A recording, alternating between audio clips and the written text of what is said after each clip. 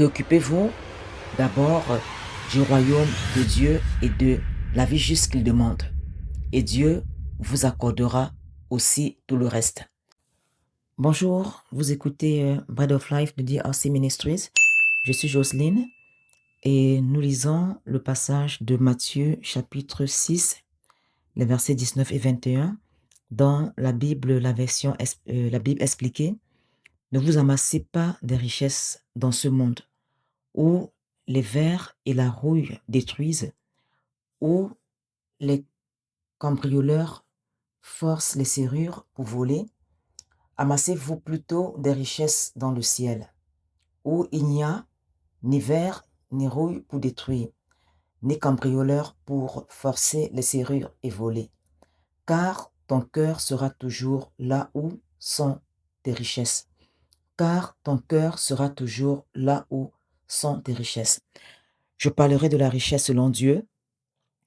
On peut définir la richesse comme étant l'ensemble des possessions de grands biens, dont les richesses sont définies comme les biens que nous avons.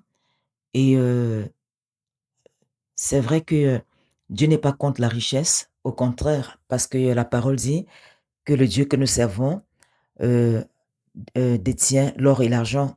L'or et l'argent appartiennent à Dieu. Et Dieu n'est pas contre la richesse, mais par contre, Dieu est contre la façon comment on peut l'utiliser. Ça veut dire, Dieu est contre l'idolâtrie, il est contre le fait que ben, qu'on soit riche, mais pour nous-mêmes. Il aimerait qu'on ait les richesses pour faire avancer le royaume, pour partager nos biens, pour faire du bien aux autres.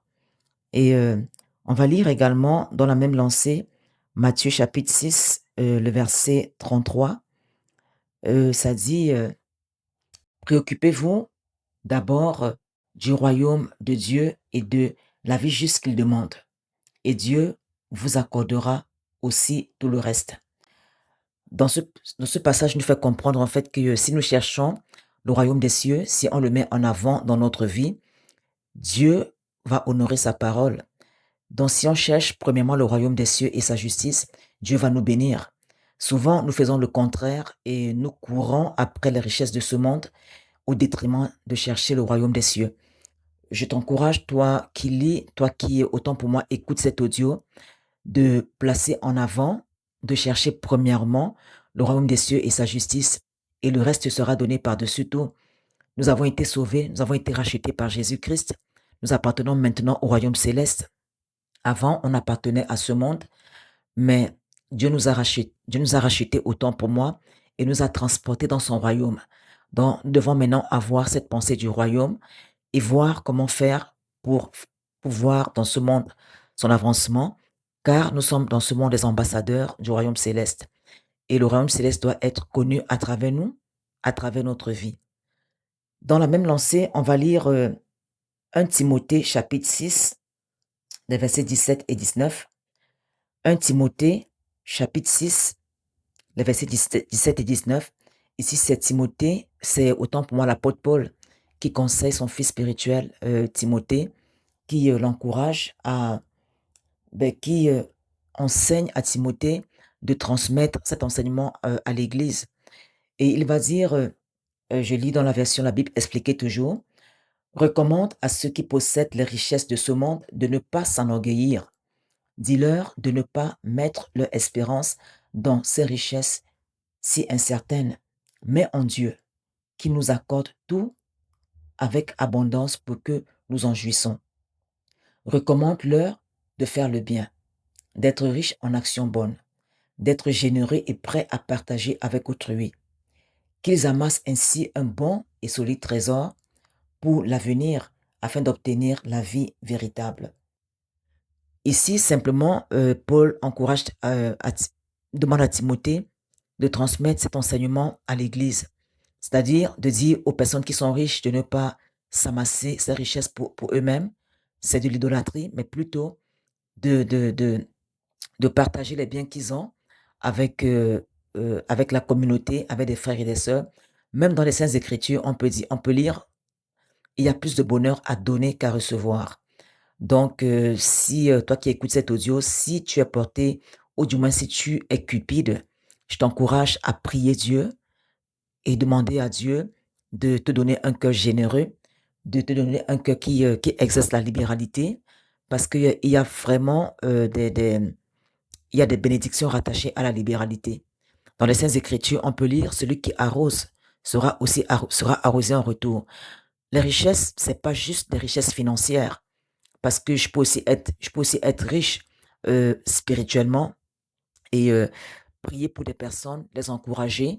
Donc, la richesse n'est pas uniquement dans le contexte matériel ou financier.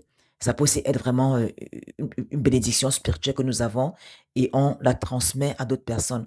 Comme la parole va dire que ceux qui sont faibles, que ceux qui sont forts, autant pour moi, encouragent ceux qui sont faibles. Donc, je prie vraiment que cet audio soit une bénédiction pour toi. Et comme le Seigneur a dit de ne pas juste écouter la parole, mais de la mettre en pratique.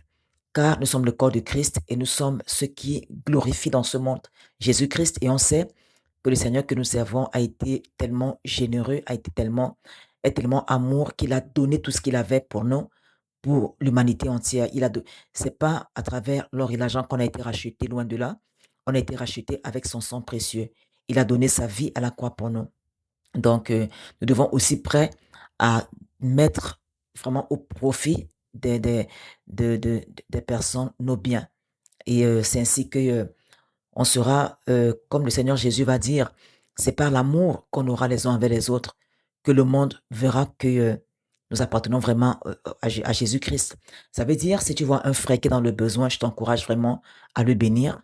Si tu vas faire, mettons, l'épicerie, tu peux prendre deux sacs, un pour toi, un pour ton frère. Si tu vas peut-être faire acheter des vêtements, tu peux te dire, OK, je prends des vêtements pour moi, mais je prends aussi des vêtements pour quelqu'un dans le besoin. Et c'est ce qui réjouit vraiment le cœur de Dieu, la libéralité, la bienfaisance, penser aux autres.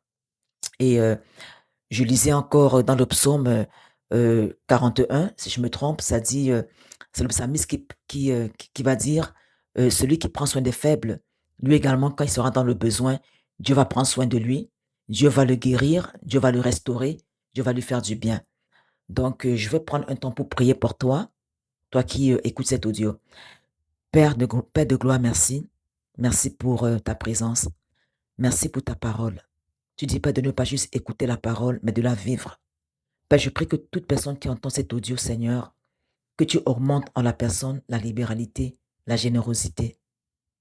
Merci, Père, pour ton amour et aide-nous, Père, à démontrer aussi cet amour envers les autres. J'ai ainsi prié au nom puissant de Jésus-Christ. Amen.